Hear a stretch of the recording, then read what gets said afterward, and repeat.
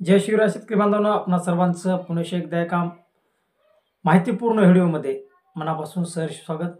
शेतकरी बांधवांनो, शेतकऱ्यांची कर्जमाफी झालीच पाहिजे आणि कर्जमाफी जर करून घ्यायची असेल तर तुम्हाला हे काम करावं लागणार। तुम्ही व्हिडिओचा थंबनेल बघूनच व्हिडिओवरती आला असाल आणि शेतकऱ्यांची कर्जमाफी करून घेऊ शकतो याची परिस्थिती तुम्हाला आलेली आहे। कारण आपल्या चॅनलच्या माध्यमातून 2 दिवसापूर्वी एक व्हिडिओ देण्यात आला होता की हिंगोली जिल्ह्यातील शेतकऱ्यांनी अर्धनग्न आंदोलन करत थेट मुंबई गाठली होती आणि त्यांना भेटण्यासाठी मुख्यमंत्र्याचे स्वयंसहायक हे त्यांना भेटण्यासाठी आले होते। शेतकऱ्यांना डायरेक्टली मंत्रालयातून भेटीसाठी आले होते आणि त्यांनी शेतकऱ्यांसोबत चर्चा केली होती। आणि मित्रांनो, त्या चर्चेमध्ये काय उत्तर मिळालं होतं ते उत्तर मी तुम्हाला सांगणार आहे।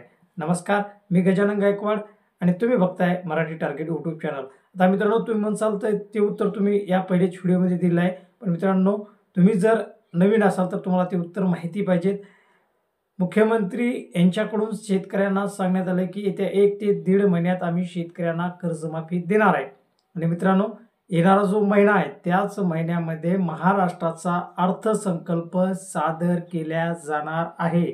त्यासाठी शेतकऱ्यांसाठी ही सुवर्ण संधी आहे की शेतकरी त्यांची कर्जमाफी करून घेऊ शकतात। पण त्यासाठी शेतकऱ्यांना काय करायचं मी संपूर्ण माहिती सांगणार आहे, त्यामुळे व्हिडिओ शेवटपर्यंत नक्कीच बघा।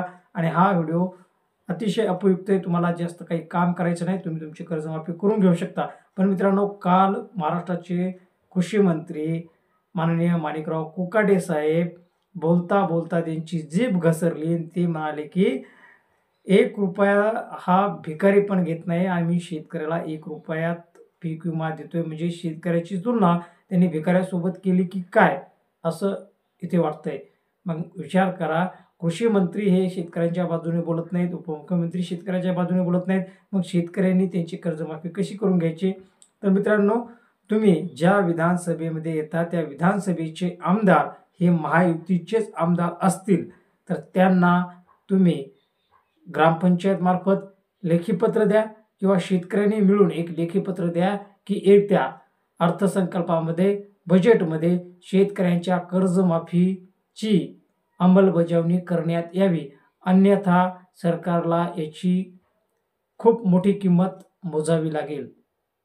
येणारा अर्थसंकल्प हा मार्च महिन्याच्या पहिल्या आठवड्यात सादर होणार आहे आणि शेतकऱ्यांना सरकारने दिलेलं उत्तर पण आहे की 1 ते 1.5 महिना जर अर्थसंकल्पामध्ये बजेटमध्ये शेतकऱ्यांची कर्जमाफी जाहीर झाली नाही तर पुढेही कर्जमाफी जाहीर होईल याची अपेक्षा शेतकऱ्यांनी ठेवू नये। त्यासाठी तुम्हाला तुमचे जे विधानसभेचे आमदार असतील, खासदार असतील, लोकसभेचे खासदार असतील त्यांना शेतकऱ्यांनी वेळोवेळी पत्र द्यावे। शेतकरी नेते जे असतील, शेतकरी संघटनेचे जे पदाधिकारी असतील त्यांनाही विनंती आहे की त्यांनी शेतकऱ्यांना सपोर्ट करावा, शेतकऱ्यांच्या कर्जमाफीची मागणी त्यांनी लावून धरावी। जर अर्थसंकल्पामध्ये शेतकऱ्यांची कर्जमाफी झाली नाही तर याला सर्वस्वी जबाबदार सरकार राहणार आहे आणि शेतकऱ्यांच्या हाताने चूक करून घेणार आहेत। त्यामुळे शेतकऱ्यांनी काय करायचंय, आपले आत्ताच तुम्ही आमदार खासदार असतील यांच्या संपर्कात राहा, त्यांना वेळोवेळी निवेदनं द्या, पत्र द्या की शेतकऱ्यांच्या कर्जमाफीचा विषय हा अर्थसंकल्पात मांडला गेला पाहिजे।